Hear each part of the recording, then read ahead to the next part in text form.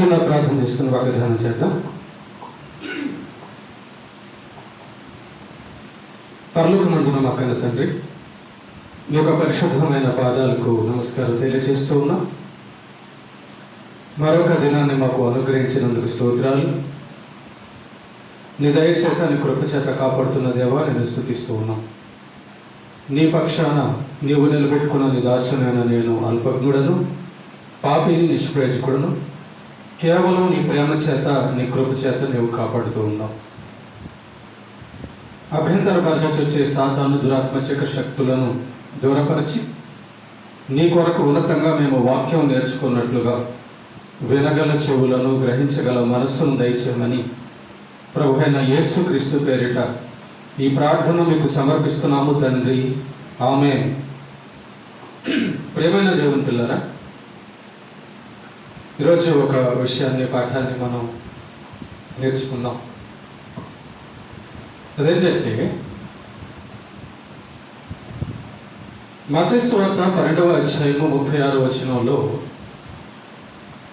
నేను చదువుతున్నాను. మత్తయి సువార్త 12వ అధ్యాయము 36వ వచనంలో, నేను మీతో చెప్పునది ఏమనగా, మనుషులు పలుకు వ్యర్థమైన ప్రతి మాటను గూర్చి విమర్శ దినమున లెక్క చెప్పవలసి ఉండును. ఈరోజు దైవ గ్రంథంలో నుంచి మనం నేర్చుకోవాల్సిన మాట ఏంటంటే, మన యొక్క నోటి మాట విషయంలో ఎంత జాగ్రత్తగా ఉండాలో, ఏ విధంగా మాట్లాడాలో అనే విషయం మనం కానీ తెలుసుకుంటే దేవుడి నుంచి వచ్చేటటువంటి శిక్షను తప్పించుకునేటటువంటి అవకాశం మనకుంది. యేసు ప్రభు ఏమంటున్నారంటే, విమర్శ దినం ఒకటి ఉంది. విమర్శ దినము అంటే భూమి మీద బ్రతికినటువంటి మనుషులందరికీ వారు మాట్లాడినటువంటి మాటలు, చేసిన పనులకు ప్రతిఫలాన్ని ఇచ్చేటటువంటి రోజు అది విమర్శ దినం. ఆ దినం ఒకటి ఉంది. ఆ రోజున అంట దేవుడు మనిషి మాట్లాడిన ప్రతి మాటను బయటపెట్టి, ఇదిగో ఈ మాట ఎందుకు మాట్లాడావు అని లెక్క అడుగుతాడంట. కాబట్టి యేసే అంటున్నారు, ఆ రోజున మనుషులు పలుకు వ్యర్థమైన ప్రతి మాటను గూర్చి విమర్శ దినమున లెక్క చెప్పవలసి ఉండును. మనుషులు ఎందుకని ఇష్టానుసారంగా మాట్లాడుతున్నారు, ఇష్టానుసారంగా పలుకుతున్నారు అంటే, వారు మాట్లాడే మాటలు వలన వెంటనే శిక్ష పడ్డం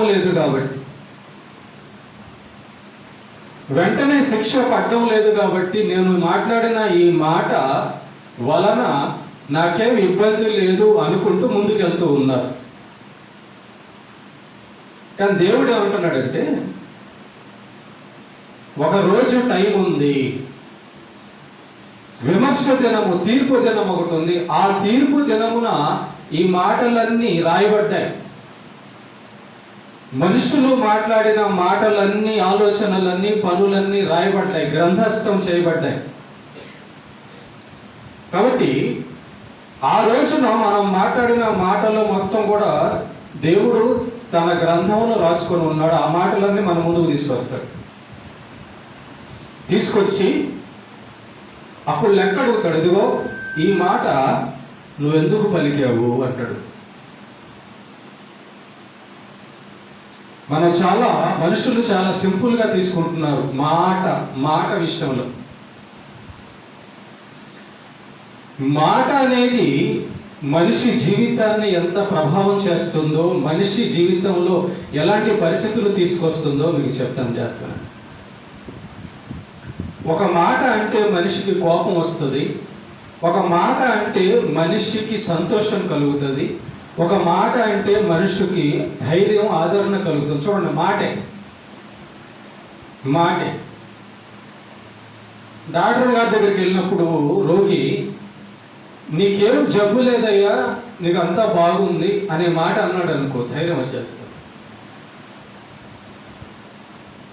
ఇదిగో నువ్వు ఎన్ని మందులు వాడినా ఈ రోగం నీకు తగ్గదు, ఇంకా నువ్వు చనిపోతావు అన్నాడు అనుకో, భయం వచ్చేస్తుంది. మాటే. మనం మాట్లాడే మాట ఎదుటి మనిషికి కోపం వస్తుంది, మనం మాట్లాడే మాట ఎదుటి మనిషికి సంతోషం, ధైర్యం కలుగుతుంది. కాబట్టి మాటని చిన్నగా తీసుకోవద్దు. జంతువులకు ఆ మాట లేదు, మనుషులకు ఆ మాట ఉంది. దేవుడు మనుషులకు మాట ఇచ్చాడు, మాట్లాడే గుణం ఇచ్చాడు. జంతువులకు కానీ మాట్లాడే గుణం కానీ దేవుడు ఇచ్చుంటే మనుషులను ఎంత తిట్టేయో జంతువులు. అవునా కదా? బయలుని కొడుతుంటారు, గొర్రెల్ని కొడుతుంటారు, కుక్కల్ని కొడుతుంటారు, అంటిని కొడుతుంటారు. కొట్టక ముందే మనుషులు రకరకాలుగా తిడతారు, మాట్లాడతారు. అదే వాటిని కొడితే ఇంకెంత మాట్లాడ. కాబట్టి అవన్నీ కూడా మాట్లాడేవంటే మన చెవులు పగిలిపోతాయి. కాబట్టి దేవుడు వాటికి మాట ఇవ్వాల, మనుషులకే ఇచ్చాడు, ఎందుకంటే తన బిడ్డలు కాబట్టి. కాబట్టి ప్రేమ దేవుని బిడ్డలారా, మాట అనేది ఎంత ప్రభావం చూపిస్తుందో, మాట అనేది ఎంత ముఖ్యమైనదో మీరు జ్ఞాపకం చేసుకోండి. దేవుడు కూడా మనకి ఇదిగో మాటే ఇచ్చాడు, బొమ్మలేమి ఇవ్వాల, మాటే ఇచ్చాడు. కాబట్టి ఆ మాట వల్లనే మనము రక్షణ పొందాం. యేసుక్రీస్తు అనే మాట ప్రార్థనలో మనం వాడినప్పుడు స్వస్థత జరుగుతుంది. వాక్యము మాట మనం వింటున్నప్పుడు మన జీవితాలన్నీ కూడా మారుతున్నాయి. వాక్యములోని మాటలు మనం పాటిస్తున్నప్పుడు మన జీవితాల్లో మేలు కలుగుతుంది. కాబట్టి మాట అనేది దానికి దేవుడు ఎంత ప్రాముఖ్యం ఇచ్చాడో ఒకసారి ఆలోచన చేయండి. దేవుని మాట ఏమో మన జీవితాల్ని బాగు చేస్తుంది, మనం దేవునికి విరుద్ధంగా మాట్లాడే మాట మన జీవితానికి ప్రమాదం చేస్తుంది. కాబట్టి దేవుడు అంటున్నాడు, మీరు మాట్లాడేటప్పుడు, ఎవరికైనా మాట్లాడేటప్పుడు, ఈ మాట నేను అంటే నాకు శిక్ష వస్తుంది, లేదా ఈ మాట అంటే నాకు మంచి జరుగుతుంది అని మేలు కీడు ఎంచి మాట్లాడమంటున్నాడు. ఎందుకంటే తీర్పు దినమున ఆ మాటకి లెక్క చెప్పాలి. చిన్నపిల్లడు అని కాదు, అమాయకుళ్ళే అని కాదు, ఆమెని నేను ఎంత తిట్టినా ఏం మాట్లాడినా ఆమెం అందవు అని కాదు. కొంతమంది మనం తిట్టినా కూడా వాళ్ళు ఏమనరు. కొంతమంది మనం ఎంత భయంకరంగా మాట్లాడినా కూడా వాళ్ళు ఏమనరు. అంటే అలాంటి అమాయకులు అని చెప్పి ఏమన్నా పడుతున్నారని చెప్పని మనం అంటామా? అనొచ్చా అంటే దేవుడు అంటున్నాడు, నువ్వు అలా అంటే ప్రతి మాటకి లెక్క చెప్పాలి. ఆ రోజు ఈ మాట తెలిసిన వ్యక్తి భయపడతాడు, ఈ మాట తెలిసిన వ్యక్తి జాగ్రత్త పడతాడు మాట్లాడేటప్పుడు. ఈ మాట నేను ఎదుటి వ్యక్తితో మాట్లాడితే నా మాట రికార్డ్ అవుతుంది దేవుడి దగ్గర, కాబట్టి ఈ మాట నేను మాట్లాడొచ్చా మాట్లాడకూడదా అని తెలిసిన వ్యక్తి, దైవ భయం కలిగిన వ్యక్తి, రేపు తీర్పులో తప్పించుకోవాలనుకునే వ్యక్తి మాత్రం జాగ్రత్తగా మాట్లాడతాడు. కాబట్టి దేవుడి సన్నిధిలోకి వచ్చిన మనకి దేవుడు చేస్తున్న మేలు మాట ఏంటంటే, మీరు మాట్లాడేటప్పుడు జాగ్రత్త అంటున్నాడు. ఎందుకు ప్రభు మేము ఎందుకు జాగ్రత్త మాట్లాడేటప్పుడు అంటే, ఆ రోజున లెక్క చెప్పాలి. మళ్ళా ప్రతి ఒక చిన్న మాటకి లెక్క చెప్పాలంటే దేవుడు చెప్పాడు, నేను మీతో చెప్పున్నదేమనగా మనుషులు పలుకు ప్రతి మాట అంట, చిన్న మాట కానించి ఏ మాట వరకైనా లెక్క చెప్పాలంట దేవుడికి. ఈ మాట ఎందుకు మాట్లాడాలో చెప్పు అనేది దేవుడికి లెక్క చెప్పాలి. కనుక ప్రసంగి గ్రంథము 5వ అధ్యాయం 2వ వచనంలో, నీవు దేవుని సన్నిధిని అనాలోచనగా పలుకుటకు నీ హృదయమును త్వరపడనీయక నీ నోటిని కాచుకొమ్ము అంటున్నాడు. దేవుడు మానవుడికి ఇచ్చినటువంటి అవయవాల్లో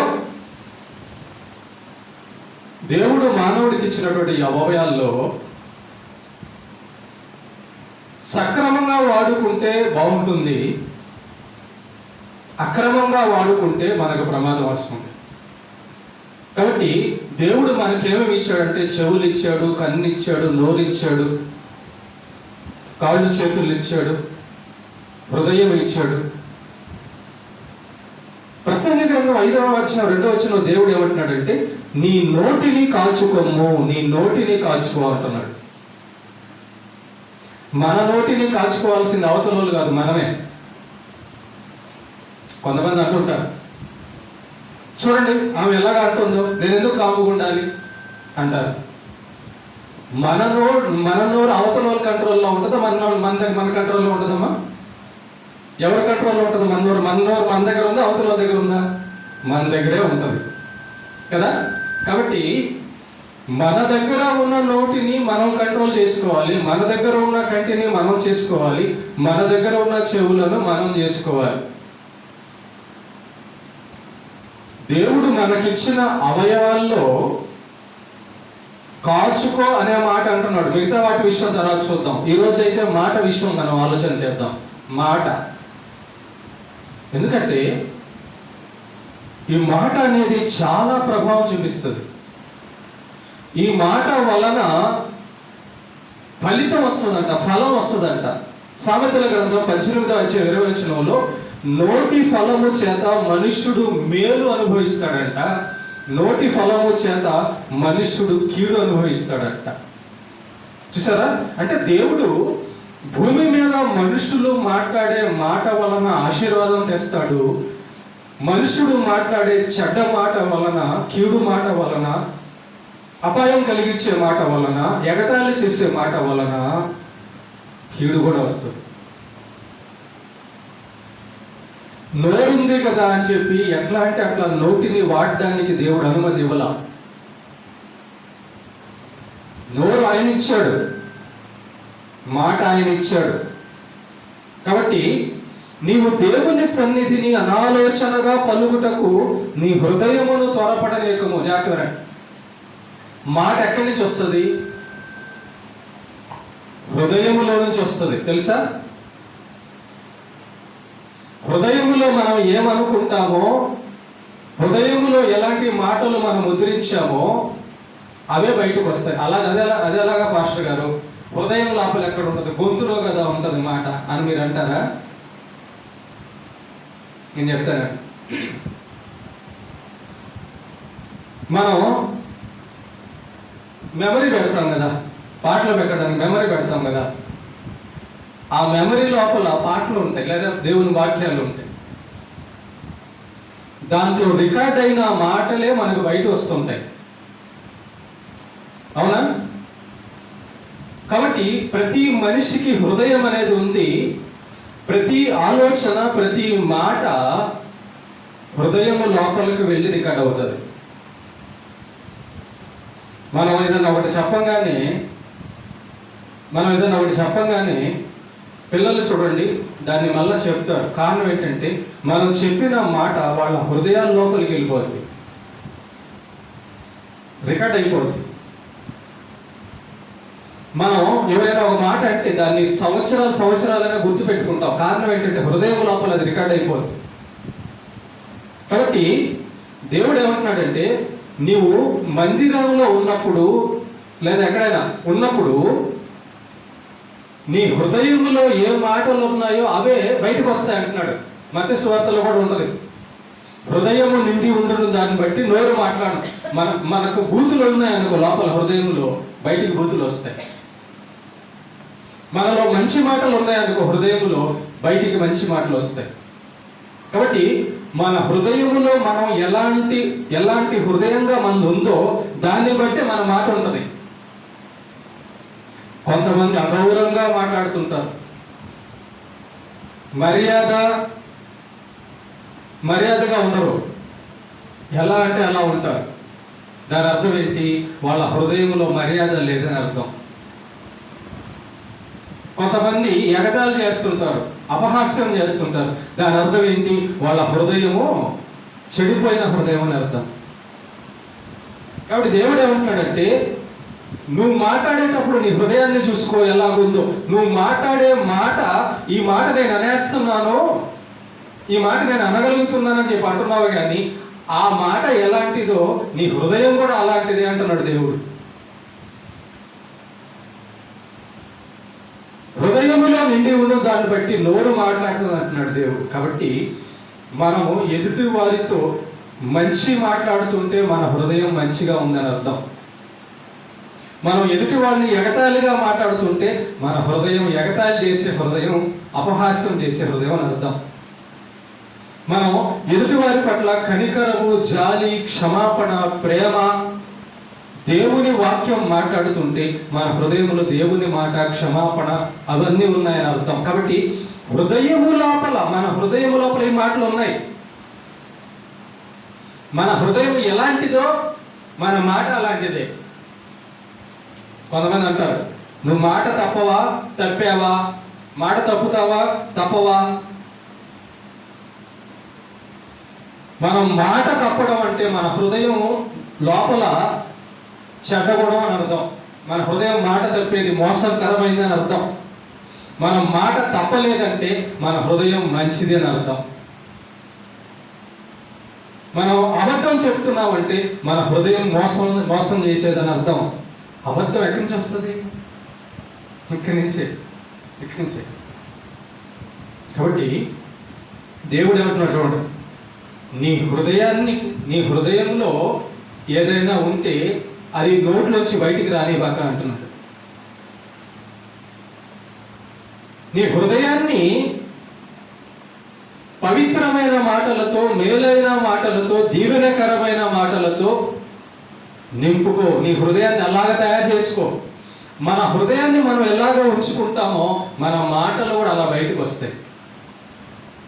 నేను ఒక కుండలో మజ్జిగ పోసాను. ఏం పోసానమ్మా? కుండలో మజ్జిగ పోసాను. ఆ కుండలో నుంచి మనం ఏదైనా గ్లాసులో ముంచుకోవాలంటే మజ్జిగ వస్తాయా, మంచినీళ్ళు వస్తాయా? మంచినీళ్ళు ఎందుకు రావు? పోసింది ఏంటి? మజ్జిగ.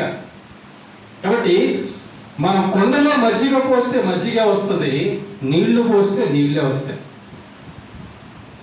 మన హృదయాన్ని మనం ఏ విధంగా ఉంచుకున్నామో దాన్ని బట్టి మన నోరు మాట్లాడుతుందట. కాబట్టి మందిరములో ఉన్నప్పుడు దేవుడు అంటున్నాడు, నీవు దేవుని సన్నిధిలో అనాలోచనగా పలకకు. ఎందుకంటే ప్రతి మాట, నువ్వు దేవుని సన్నిధిలో పలికే ప్రతి మాట, లేదా మనిషితో పలికే ప్రతి మాటకి లెక్క చెప్పవాలని గుర్తుంచుకోమంటున్నాడు. ఏమంటే ఒక మాట చెప్తాను. ఒక మనిషి మాట మనం తీసుకోవడం వలన, స్వీకరించడం వలన మనకేమి ఆరోగ్యం చెడిపోద్దా? ఏమా, మనం ఎప్పుడన్నా ఏమన్నా మాట తీసుకుంటే ఆరోగ్యం చెడిపోద్ది. ఎట్లా చెడిపోద్దో చెప్తానండి. నాకు బీపీ వచ్చింది అంటావు అంటే దాని అర్థం ఏంటంటే అవతల మాటను తీసుకుంటున్నావు అని అర్థం. అంతే కదా? నాకు బీపీ వచ్చింది నువ్వు మాట్లాడితేనంటే దాని అర్థం ఏంటి? తీసుకుంటున్నావు. నువ్వు తీసుకోకపోతే షుగర్ కూడా రాదు, తీసుకోకపోతే ఏది రాదు, తీసుకుంటేనే వస్తుంది. నీకు ఒక చిన్న ఉదాహరణ చెప్తాను, బాగా అర్థం కావడం చెప్తాను నేను. ఆ బయట కొంతమంది పిచ్చోళ్ళు తిరుగుతుంటారు రోడ్లలో, ఓకేనా? వాళ్ళకి ఎటువంటి దిగులు, విచారం, ఇల్లు కట్టుకోవాలా, బట్టలు కొనుక్కోవాలి, మంచి ఉద్యోగం సంపాదించుకోవాలి, చదువుకోవాలి, ఈ ఆలోచనలు ఉంటాయి. వాళ్ళకి ఉండవు. కాబట్టి ప్రశాంతంగా తింటుంటారు, ప్రశాంతంగా పడుకుంటుంటారు. మనకు అవి కాదు. అదిగో వాళ్ళకి అది లేదు, వాళ్ళకి అది ఉంది, నాకు లేదే, వాళ్ళకి అది ఉంది, నాకు లేదే. ఎదుటి వాళ్ళందరినీ చూస్తుంటాం, అవన్నీ మనకు కావాలనుకుంటుంటాం. దాని అర్థం ఏంటంటే వాళ్ళకున్నది మనం తీసుకోవాలని, వాళ్ళకున్నది మనం పొందాలని. ఎదుటివాని యొక్క మాటను, ఎదుటివాని యొక్క చెడు మాటను లేదా ఎలాంటి మాటను తీసుకునే దాన్ని బట్టి మన ఆరోగ్యం కూడా ఉంటుంది. కాబట్టి మన ఆరోగ్యం పాడవ్వాలన్నా మన చేతుల్లోనే ఉంటుంది. అంటే అన్నాడులే, దేవుడి లెక్కలు రేపు చూసుకుంటాడులే అని వదిలేసామనుకో, టెల్మా 40 వేసుకోవాల్సిన పని లేదు. టెల్మా 40 అంటే బీపీ కోసం వేసుకుంటాం, బీపీ టాబ్లెట్ వాడాల్సిన పని లేదు. ఓకేనా? కాబట్టి దేవుడు అంటున్నాడు, మన హృదయాన్ని మనం ఉంచుకునే దాన్ని బట్టి మన మాటలు బయటకు వెళ్తుంటాయి. దీనివలన దేవుని సన్నిధిలో లెక్క చెప్పవలసి ఉంది అంటున్నాడు. నీ నోటి ఫలము చేత, నోటి ఫలము, ఈ మాటను చూసారా, ఈ మాట యొక్క ఫలము మన జీవితం అనుభవిస్తాం. ఇంకొక చిన్న ఉదాహరణ చెప్తాను మీకు అర్థం కావడానికి. అడుక్కునేవాడు వచ్చాడు ఇంటి ముందుకి. అమ్మా, అడుక్కునేవాడు వచ్చి ఏమో అన్నమేట అన్నాడు అనుకో, కర్ర తీసుకొని దాన్ని తగిలిస్తా. అమ్మా కొంచెం అన్నం పెట్టో, ఇది ఎలా ఉంది, అది ఎలా ఉంది. మాటే మాట అవతల వాళ్ళలో మంచి కల్పిస్తుంది, మాట అవతల వాళ్ళకి కోపం కలిగిస్తుంది. కాబట్టి మన మాట వలన మనం ప్రతిఫలం పొందుతాం. చిన్నోడని, పెద్దోడని, వృద్ధుడని, ముసలోళ్ళే ఏం చేయలేండి, ఆరోగ్యం బాగలేదులే, మంచం మీద ఉన్నాడులే, ఏం చేయలేదులే, అమాయకుళ్ళే, ఏం చేయలేదులే అని మనం అనుకుంటాం. కానీ దేవుడు ఏమంటున్నాడు తెలుసా? పిచ్చోడా, నీ మాట నా దగ్గర రికార్డ్ అయ్యింది. గుర్తుపెట్టుకోండి, నోటి ఫలము మనుష్యుడు దేవుని చేత అనుభవిస్తాడంట. ఎప్పుడైనా గుర్తుపెట్టుకోండి, మనం ఒకరిని తిడుతున్నాం, మనం ఒకరిని ఎగతాళి చేస్తున్నామంటే వాడేం చేయడు. అమాయకుడు ఎందుకు చేస్తాడండి? మంచోళ్ళు తిరిగి ఎందుకు తిడతారండి? వాళ్ళు చేయరు, దేవుడు చేస్తాడు. మనం మాట్లాడిన మాట, మనం ఏమని మాట్లాడుకుంటామంటే వీళ్ళేమంటారులే, మనం ఆ లెక్కతో మనం మాట్లాడతాం. కానీ అది కాదు, మనం మాట్లాడే మాటకి ప్రతిఫలం వాళ్ళెవరు? దేవుడు ఇస్తాడు, దేవుడే ఇస్తాడు. కోర్టులో కూడా మాటే సాక్ష్యం, మాట. కనుక ప్రసంగి గ్రంథం 5వ అధ్యాయం 6వ వచనంలో, నీ దేహమును శిక్షకు లోపరుచుకున్నంత పని నీ నోటి మాట వలన జరుగునీయకము అంటున్నాడు. మనకి దెబ్బలు దేని వలన తగులుతున్నాయో తెలుసా? మాట వల్లనే. మనం ఒక్క మాట బయటికి వదిలేస్తే దాని ప్రతిఫలం పొందుతాం. మాట అనేది విత్తనం లాంటిది. మాట అనేది గోడకు కొట్టే బాల్ లాంటిది. జాగ్రత్తగా, మాట అనేది విత్తనం లాంటిది. అది మనం ఎదుటి వారికి ఒక మాట వదిలేస్తే ఆ మాట విత్తనంలాగా పెరుగుతుంది. మాట స్థిరమైనది. ఎలా స్థిరమైనది పాస్టర్ గారు? మాట ఇప్పుడు మాట్లాడాను ఇంకెళ్ళిపోయింది అంటారా? చెప్తాను. ఆ రోజు నువ్వు నన్ను తిట్టావుగా, ఎలా ఉంది అది? ఇది ఎలా గుర్తుంది? అసలు అది ఎలా ఉంది? ఇక్కడ రికార్డ్ అయిపోయి ఉంది ఇక్కడ రికార్డ్ అయిపోయింది. చూసారా? కాబట్టి మాట అందుకే దేవుని వాక్యము స్థిరము, దేవుని మాట స్థిరము. మనం మాట్లాడే మాట కూడా శాశ్వతంగా అలా ఉంటుంది దేవుడి తీర్పు దాకా. కనుక అప్పుడు ఏమైంది బిడ్డలారా? ఇక్కడ ఏమంటున్నాడంటే, నీ మాట వలన దేవునికి కోపము పుట్టించి నీవు ఎలా నీ కష్టమును వ్యర్థపరుచుకుందు. జాగ్రత్తగా పాయింట్. మనం మాట్లాడే మాట వలన సింహాసనంలో కూర్చున్న దేవునికి సంతోషము, కోపము వస్తుందంట. పరలోకంలో కూర్చోన్న దేవుడు మన మాటలు వింటున్నాడంట. భూమి మీద మనుషుడు పలికే ప్రతి మాట దేవుడి చెవుల్లోకి వెళ్తుందంట. సింహాసనంలో ఆయన కూర్చున్నప్పుడు మనం మాట్లాడే మాట వలన దేవునికి సంతోషమో కోపమో వచ్చి, ఒకవేళ మనం మేలైన మాటలు మాట్లాడితే, మనం ఎదుటి వారి గురించి మంచి మాటలు మాట్లాడితే దేవునికి సంతోషం కలిగి మన మీదకి దేవుళ్ళు వస్తాయి. మనము పనికి మాలిన మాటలు, మనము ఎదుటి వాళ్ళని గాయపరిచే మాటలు మాట్లాడితే దేవునికి కోపం వస్తే ఆ నోటి ఫలము వలన, దేవునికి కోపం రావడం వలన మన జీవితంలోకి శిక్ష వస్తుందట. నీ దేహమునకు శిక్ష తెప్పించుకోవద్దు నీ మాట చేత అంటున్నాడు.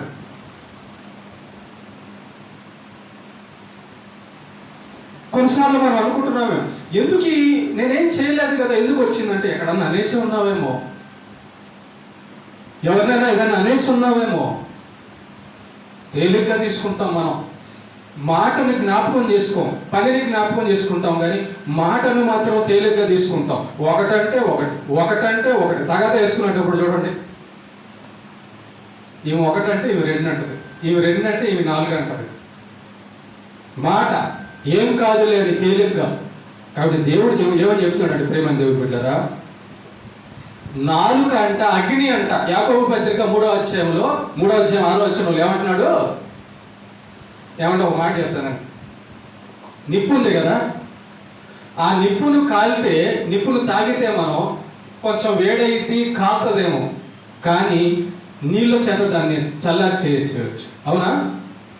కానీ మనుషుని యొక్క నాలుక అంట, మాట ఎట్లాంటిది అంటే అగ్నిలాగా కాల్చేస్తుంది అంతే. ఎదుటి వ్యక్తికి కోపం రావడానికి, ఎదుటి వ్యక్తి మనల్ని చంపేయడానికి, ఎదుటి వ్యక్తి మనల్ని మోసం చేయడానికి, ఎదుటి వ్యక్తి మనల్ని ఏదైనా చేయడానికి మన మాట కూడా కారణం అవుతుంది. చూడండి, కొంతమందికి యేసయ్య మాటలు నచ్చదు, సువార్త నచ్చదు. బయట మేము వెళ్ళేటప్పుడు, సువార్త చేసేటప్పుడు కొట్టడానికి వస్తాం. మేము కత్తిలు తీసుకెళ్ళలేదు, గొడ్డలు తీసుకెళ్ళాము, గన్నులు తీసుకెళ్ళాము. యేసయ్య గురించి చెప్తుంటే వాళ్ళకి పడదు, నచ్చదు. మాటే యేసయ్య మాట పాపికి అగ్నిలా ఉంటది, మంచోడికి వెన్నెలా ఉంటది, మంచోడికి సంతోషంగా ఉంటది. ఎవరు మంచోడు? ఇందాకే మనం అనుకున్నాం, తన హృదయాన్ని మంచి మాటలతో నింపుకున్నవాడు మంచోడు. బాగా పెనుగు కాలుతుంది అనుకో, పెనుగు లేకపోతే దబరను 2 నీళ్లు చుట్టలు దాని మీద వేయండి, ఎట ఉంటుంది, సప్పని ఎగిరిపోతుంది, కాలిపోతుంది. అలాగా మన హృదయము మంచిగా చేసుకొని ఉంటే, దైవ మాటలతో మన హృదయం ఉంటే, దేవుని మాటలు మనకు వినబడినప్పుడు సంతోషం కలిగిద్ది. కాబట్టి ప్రేమ దేవుని బిడ్డరా, ఈ మాట, ఈరోజు విన్న ఈ మాట జీవితం మొత్తంలో జ్ఞాపకం చేసుకొని ఉంచవలసిన మాట. ఏ మాట? మన మాట మన జీవితానికి మంచో చెడో చేస్తుందంట. మన మాట దేవునికి కోపమో సంతోషమో కలిగిస్తుందంట. కాబట్టి ఈ మాట డబ్బులు పెట్టి కొనుక్కునేది కాదు కదా అని చెప్పి ఊరికినే వదిలేబాకండి. ఈ మాట నా దగ్గర చాలా మాటలు ఉన్నాయి, ఎన్నైనా మాట్లాడగలను అని చెప్పి ఊరికినే వదిలేబాకండి. ఆ మాటల వల్లనే మన జీవితంలో కష్టాలు సంతోషాలు వస్తాయి. ఆ మాటల వల్లనే ఎదుటి వారి కుటుంబాల్లో మనకు మంచో చెడో జరుగుతుంది. దేవుడు అంటున్నాడు, నాలుక అగ్నియే శరీరమునకు మాలిన్యము కలగజేయును. నాలుక మన మాట. కాబట్టి మనం మాట్లాడేటప్పుడు ఎప్పుడు కూడా అనాలోచనగా మాట్లాడకూడదు. ఆలోచించి మాట్లాడడం ఎంత పెద్ద తప్పు, ఆలోచన చేయకుండా మాట్లాడడం కూడా తప్పే. చూసారా? అంటే నేను ఈ మాట అంటే బాధపడతానని ఆలోచించి అంటారు, తప్పు. అరే నేను ఈ మాట అంటే నువ్వు బాధపడతావు అనుకోలేదు అనడం కూడా తప్పే. కాబట్టి నోటిని కాల్చుకో అంటున్నాడు దేవుడు ఈరోజు. దేన్ని కాల్చుకోవాలి? నోటిని. ఎక్కడొచ్చి నేర్చుకోవాలి? ఇది దేవుని మాట, దేవుని సన్నిధిలో నేర్చుకోవాలి. మనం మాట్లాడేటప్పుడు ఈ మాట దేవుడి దగ్గర రికార్డ్ అవుతుందని, మనం మాట్లాడే దాన్ని బట్టి మన జీవితానికి ప్రతిఫలం ఉంటుందని, మన మాటను బట్టే రేపు పరలోకానికో నరకానికి మనం డిసైడ్ అవుతామని, మన మాటను బట్టే మన హృదయం ఎలాంటిదో అవతలో చెప్పాల్సిన అవసరంలా దేవుడు అంటున్నాడు. నువ్వు ఎదుటోడిది ఎలా మాట్లాడుతున్నావు ఒకసారి చూసుకో, అలాంటిదే నీ హృదయం అంటున్నాడు. అంతేగా అంతేగా మరి. కాబట్టి దేవుని మాట చాలా మంచిదండి. బైబిల్ మనం చదువుతుంటేనండి, మంచి మనసుతో బైబిల్ చదువుతుంటే ఆ మాటలు ఈ వాక్యం చూడండి, మన మందిరం మొత్తం దేవుని మాటలే ఉంటాయి. ఎందుకు ఉంటాయి తెలుసా? ఆ మాట చదవగానే ఎంత బాగుంటుందో. నా కృప నీకు చాలు అనే మాట వినంగానే అబ్బా ఏమనిపిస్తుందో. తల్లి మరిచినా నేను నిన్ను మరవను అనే మాట వినంగానే ఎంత సంతోషము. శాశ్వతమైన ప్రేమతో నేను ప్రేమిస్తున్నానని దేవుడు మాట విన, దేవుడు నా మీద ఎంత ప్రేమ మాట. ఈ దేవుని మాటలే మన హృదయానికి ఆరోగ్యం తెలుసా? విశ్వసించేవానికి దేవుని మాటలే నెమ్మది, విశ్వసించేవానికి దేవుని మాటలే ఆదరణ. దేవుడంటే భయం లేని వాడికి దేవుని మాటే తీర్పు. లెక్క లేకుండా మాట్లాడే వానికి మాటే శిక్ష. ఇష్టానుసారంగా మాట్లాడే వానికి మాటే నరకానికి తీసుకెళ్తాడు.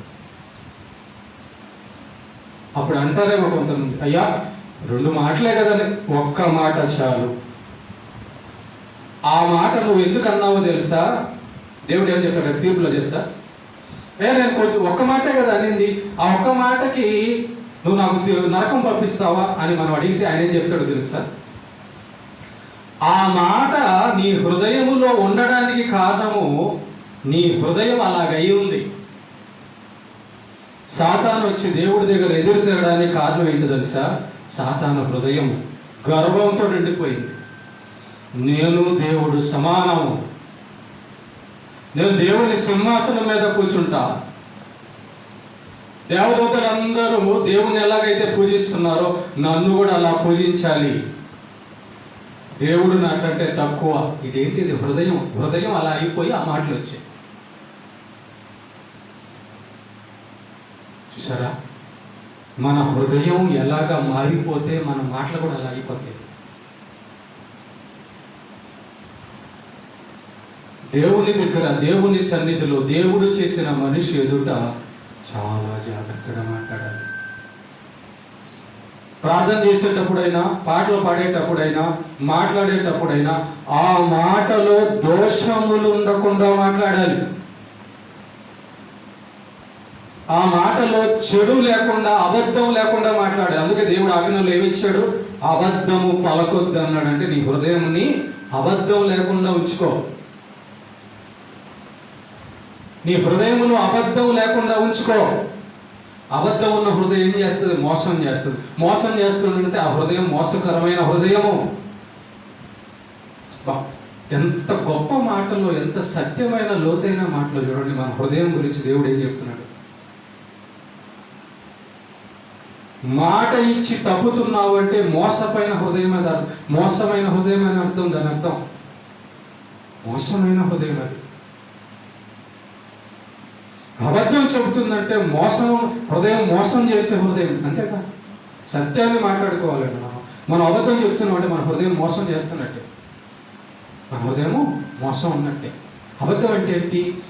ఎదుటోళ్ళకి మాయ చేయడమే కదా. అబద్ధం అంటే ఏంటి? ఎదుటోళ్ళని తప్పించడం, దారి తప్పించడం కదా. చూసారా? ఎదుటోళ్ళని మనం దారి తప్పిస్తున్నాము, ఎదుటోళ్ళని మోసం చేస్తున్నాం అంటే హృదయం మోసం ఉంటేనే. నేను ముగిస్తున్నాను. మన హృదయము ఎలాగుంటే మన మాట అలా ఉంటుంది. జాలి కలిగిన హృదయము, జాలిగా మన హృదయాన్ని బట్టి మన పనులు ఉంటాయండి. మన హృదయాన్ని బట్టి ప్రార్థన చేస్తాం, మన హృదయాన్ని బట్టి మందిరానికి వస్తాం. ఇంత మంచి మాటలు, ఇలాంటి మాటలు వినడానికి జనం ఎక్కడ? ఒక మనిషి హృదయం ఎలా ఉంటుందో డాక్టర్ చెప్పలేడండి, దేవుడు చెప్తున్నాడు. ఒక మనిషి హృదయం మంచిగా ఎలా మారుతుందో చెడ్డగా ఎలా మారుతుందో చేసిన దేవుడు చెప్తున్నాడు ఆయన మాటతో. అందుకే దేవుడు ఏమంటాడు తెలుసా, నా మాటలు నీ హృదయము నిండా నింపుకో అంటాడు. మంచి మాటలు కాబట్టి ఆ మాటలు మన హృదయం నిండా నింపుకుంటే, హృదయం నిండా దేవుని మాటలు నింపుకున్న జీవితం, ఆయన మాట ప్రవర్తన చూడండి, తేడా వేరేగా ఉంటుంది, లోకానికి వేరేగా ఉంటుంది ఆ జీవితం. సినిమా పాటలతో లోక సంబంధమైన చెడుతో హృదయాన్ని నింపుకుంటే దొంగతనాలు, బూతులు, నరహత్యలు, మోసాలు, అబద్ధాలు వస్తాయి ప్రవర్తనలో. అవును, అందుకే పోలీస్ స్టేషన్లు వచ్చాయి. అందుకే చూడండి, పోలీసులు కూడా నేరం చేసేస్తున్నారు, జడ్జీలు కూడా నేరం చేసేస్తున్నారు, డాక్టర్లు కూడా నేరం చేసేస్తున్నారు, కలెక్టర్లు కూడా, మంత్రులు కూడా నేరం చేస్తారు. కారణం ఏంటి తెలుసు? హృదయం హృదయం హృదయం హార్ట్. ప్రభు ఏమన్నాడు తెలుసు? భూమి మీదకి వచ్చి నీ కన్ను బాగు చేసుకో, కలబ్దాలు వేసుకో అన్నాడా? నీ చెవులకి చెవులకి వినబడే మిషన్ ఉందా, అది పెట్టుకో అన్నాడా? ఫస్ట్ ఏమో నీ మారు మనస్సు పొందు అన్నాడు. చూసారా? అక్కడే ఉంటుంది పాయింట్, అక్కడ కేంద్రం అదే, కేంద్రం అదే. మన హృదయంలో చెత్త, మన ఇల్లు ఉడుచుకున్నా ఉంటుంది, ఇల్లు శుభ్రంగా ఉంటుంది, ఇల్లేది హృదయం. దేవుడు అనగా వాక్యము హృదయంలో ఉంటే ఆ ఇంట్లో మంచిగా ఉంటుంది. ఓకేనా? కనుక ఏమైనా దేవుని బిడ్డలారా, మాట వలన మన జీవితం ప్రభావం అవుతుంది అనేది మనం నేర్చుకున్నాం. ఎదుటి వాళ్ళతో మాట్లాడేటప్పుడు మంచిగా మాట్లాడదాం, తగ్గించుకొని ఏమి నష్టం? నాకు చెప్పండి, ఏమి నష్టం? బూతులు తిడితే నష్టమా, తిట్టకపోతే లాభమా? ఏమా? తగాదాలప్పుడు బూతులు తిడతారు కదా, తిడతారు తిట్ట. ఎందుకు తిట్టడం అంటే ఈ బూతులు తిడితే వాడికి కోపం రావాలి, వాడికి శిక్ష పడాలి. ఏం హృదయం అండి! అలా అనుకోనే కదా మాట్లాడతారు. కానీ మంచి హృదయం వచ్చేటటువంటి, హృదయంలోంచి వచ్చే, నోట్లోంచి వచ్చే మాట మేలుకరంగా ఉంటుంది. దైవజనుడు, దేవుని బిడ్డ, దేవుని కుమారుడు, దేవుని కుమార్తెలైతే ఎగతాళి చేసే మాటలు, అపహాస్యము లేదా ఇబ్బందులు కలిగించే మాటలు మాట్లాడు. ఎందుకంటే దేవుడు కరుణా సంపన్నుడు, జాలి గలవాడు కాబట్టి, అయ్యో ఈ మాట నేను ఒక మాట చెప్తాను, ఆలోచించేయండి. అవతల వాడు మనల్ని ఏదన్నా అంటే మనకు ఎలాగైతే కోపము, బాధ కలుగుతుందో, మనం కూడా అవతల వాళ్ళని ఈ మాట అంటే బాధ, కోపం కలుగుతుందని ఆలోచించేవాడు ఎదుటి వాళ్ళని మాట్లాడి బాధ పెట్టడు.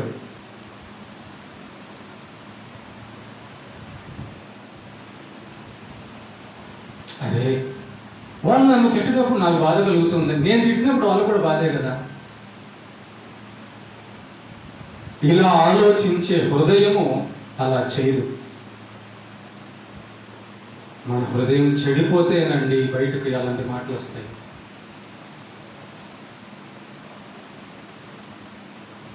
మనలో కనికరం లేకపోతేనండి గుచ్చుతాం మాటలతో.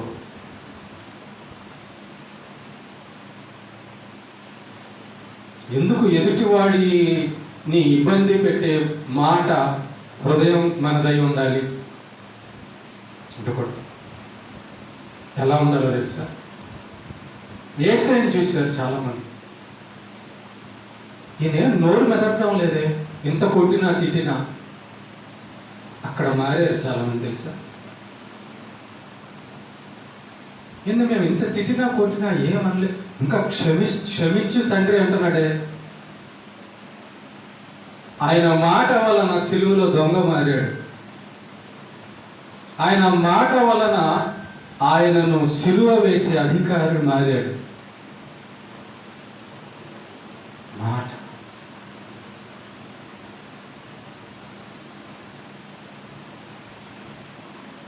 ఆయన హృదయం లాంటిది కాబట్టి ఆయన మాట కూడా లాంటిది. ఇంత మంచి దేవుడు, ఇంత గొప్ప దేవుడు కలిగిన మనం కూడా మన మాట అలాగే ఉండాలి. మన మాట అవతల వింటుంటే ఏమన్నా తెలుసా? మంచి మాటలు అయ్యా, నీ మాటలు అనాలి, అమ్మ అనాలి.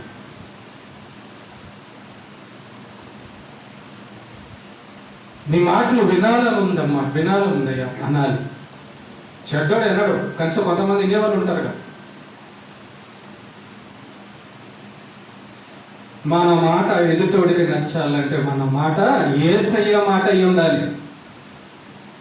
చెప్తున్నాను కదా, దేవుని మాటలు తప్ప మిగతా మాటలు, మన మాటలు ఎదుటివాడికి బాగు చేయి, ఎదుటివాడికి క్షేమం కాదు.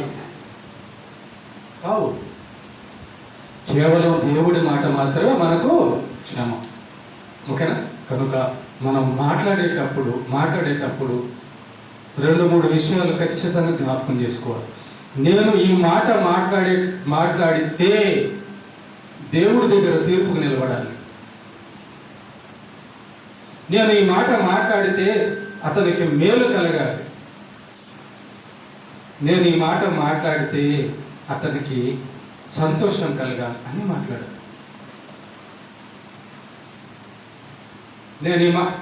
నేను మాట్లాడితే వాడు బాధపడాలి, వాడు ఏడవాలి, వాడు ఇది సిగ్గుపడాలి. అట్లా ఆ హృదయం ఎలాంటి హృదయం అది?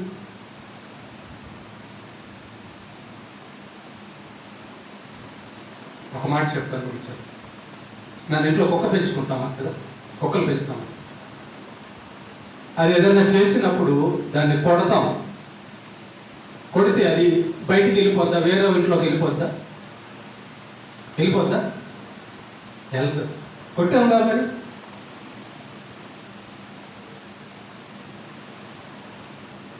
దానికున్న తగ్గింపు మన దగ్గర లేకపోతే, దానికన్నా ఓర్పు, నా యజమాని నాకు అన్నం పెట్టేవాడు కొట్టాడులే, ఏమైతే నన్ను చూసేవాడు ఒక మాట అన్నాడులే, అయితే ఏమైంది? అంటే కుక్క హృదయం లాంటి హృదయం కూడా కాదా?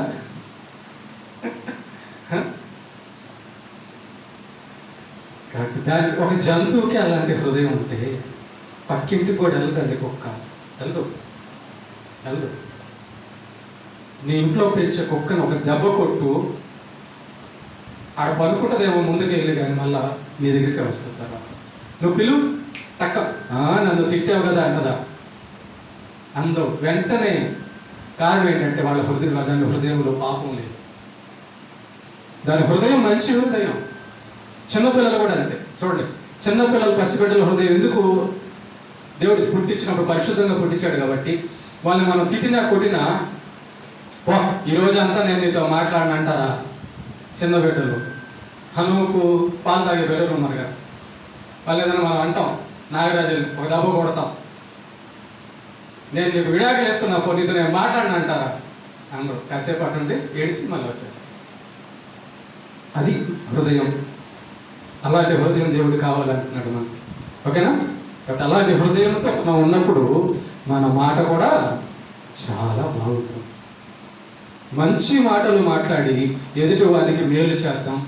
మంచి మాటలు మాట్లాడి మన జీవితాల్లో దేవుని యొక్క ఆశీర్వాదము పొందుదాము. మన మాటను బట్టి తీర్పు, మన మాటను బట్టి మన జీవితానికి మేలు. దేవునికి మహిమ కలుగును గాక.